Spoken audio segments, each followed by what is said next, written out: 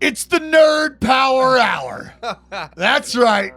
Eric Sogard joins the show, folks. And once again, this interview brought to you in part by Franklin Sports. You can go to franklinsports.com/custom to get your custom pair of batting gloves in your life. Get them made however you want. franklinsports.com/custom. Promo code starting 20? Get you 20% off the entire site. Entire site. Site-wide. Yeah. Sogi, welcome aboard, my friend. It has been a while. You've had a hell of a road. From start to finish, a pretty good road. You find yourself back here in Milwaukee. What is it like as a guy? Because I can remember you getting called up. I can remember you getting called up. And now here we are so many years later. You've made your way around the league. You've made impressions. You're back in a spot that you've been before, but in my opinion, in a different capacity, in a different role. What does it feel like to have traveled the road you have and be able to make your way around and find yourself back in a place where you've had success before? You know what this feels like. Oh, it's been wild ride, man. Obviously, going through Oakland, it's been a lot of ups and downs. It's kind of crazy to think about. This really is like my 10th big league season going on. Bro. Because it almost feels like I just broke out. Sure. But it's been fun, man, and obviously to be back here in Milwaukee with these guys, great group of guys, great staff. This team's doing great things the last couple of years, so happy to be back, be a part of it, and be able to contribute. Go ahead. I was going to say, you clearly know a much different Dallas Braden than probably I know. What do you think the biggest difference is? Well, if you were to explain to me teammate Dallas Braden, how would you try to put that into words? He's similar to how he is now, but I tell you what, when it's game time, the dude flipped the switch and turns it on. Yeah. And he was one you wanted out there every 5 days, getting after it. Always fun playing defense behind him. And you were getting action. Yeah, exactly. Yeah. Just a pleasure going to battle with him every day. That's for sure. What's your favorite part about being a part of this Milwaukee Brewers group? Because there's a lot of talent around here. 2018, one game shy of a World Series. Last year, a little bit different of a finish. Yeah, I think just the overall group is just very close. This organization does a great job of bringing guys in. And really gelling them together, making that team chemistry. Front office does a great job of not only just picking players over their stats, but really choosing good human beings in a way, and guys that fit in. So it's a great group. We got a lot of great guys, and already day 3 out there, it's been a lot of fun. It's fun. You've got the grinder mentality, and just you kind of acknowledging that it feels like you've just broke out 10 years down the road. We've got a lot of guys who play D2, D3, NAIA, collegiate baseball, and guys in the minor leagues who listen to us, and they love to hear stories about guys who have finally had that dream realized. There was a point in time in your career where you're probably thinking, do I continue this? Do I continue to go this route?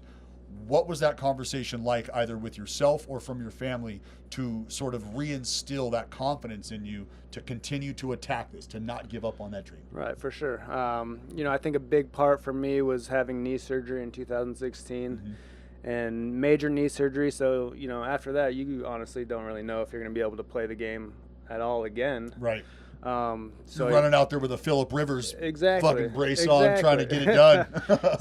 so I come back in 17, get back healthy just before spring training. Brewers give me a shot, split deal. Was really just out there, happy to be out there again, happy to have a uniform on still, happy that I was really still able to do and play this game that I love, that I've played my whole life. So I didn't make the team out of camp. Went to AAA, right? 6-7 years in the big leagues, starting in AAA. I was probably the happiest dude out there still, bro. Why? Just because I was still playing the game I loved. I knew kind of going through spring training that, okay, my body's going to hold up. You don't know how long this game's going to last. You don't know how long you're going to be able to play. And just go out there, have some fun with the boys, And in AAA, you all got the same goal, bro. You're grinding away, crazy travel, all the thing that matter. The only thing that matters is baseball. It's like, 10 people in the stands watching you. Doesn't matter. Doesn't matter. You just play ball with the boys. So I loved it down there. It's honestly, I was there for 5 weeks before I got called up, and it was some of the most enjoyable time I've had playing this game. Almost 10 years in the big leagues. What for you will be what's the memory that right now you would say you would take away from the game? The first thing that pops into your head.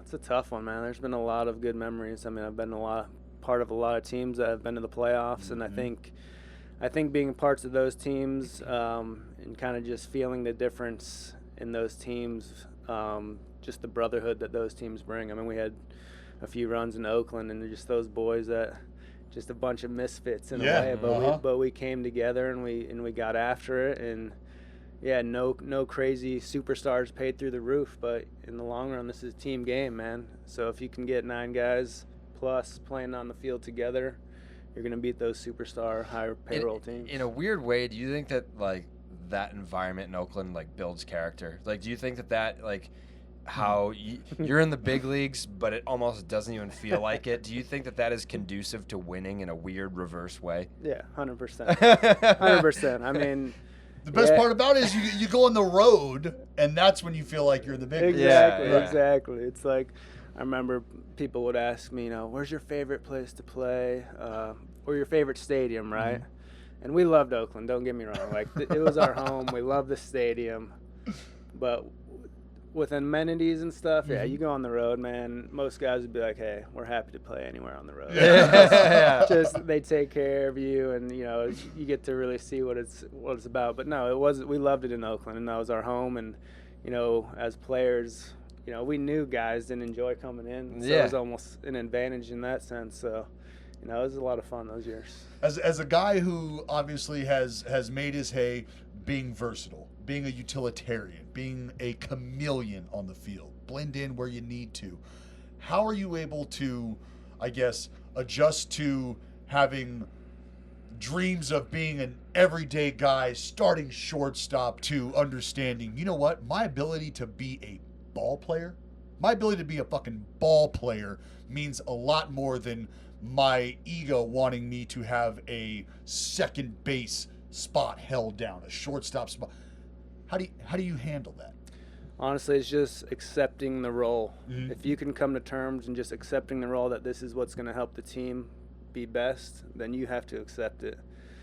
You have to get rid of any selfishness you want to. Obviously, we all want to be the stud, right? We all want to go out there, be the starting shortstop, be the all-star. But it's not going to happen all the time. It's not going to happen every year. So you got to, look what's best for the team and, accept your role, what you can do. So if it's bouncing around everywhere, you get your work in everywhere, and you be prepared for whenever that opportunity comes. I want to ask you about the use of technology and the shift of approach at the plate, because you're a guy, and you think about the baseballs. I mean, Sogi, these fucking things are gas powered, pal. I mean, come on. Need it. So, yeah, my ass. So when you start to feel a shift in the evolution of the game in terms of attack on the baseball, for a guy who's been doing it consistently for a while in a certain way, is there any interest to try to shift the way you approach the game at this stage in your career, kind of understanding the role that you fill as a player on the roster? Or is it just kind of, business as usual, do what I've always done, no need to get crazy here with, changing my degree of attack and yada, yada, yada? Well, I've had to make adjustments myself. Especially after coming off my knee surgery, I was able to stay on my backside a lot better, stay behind the ball.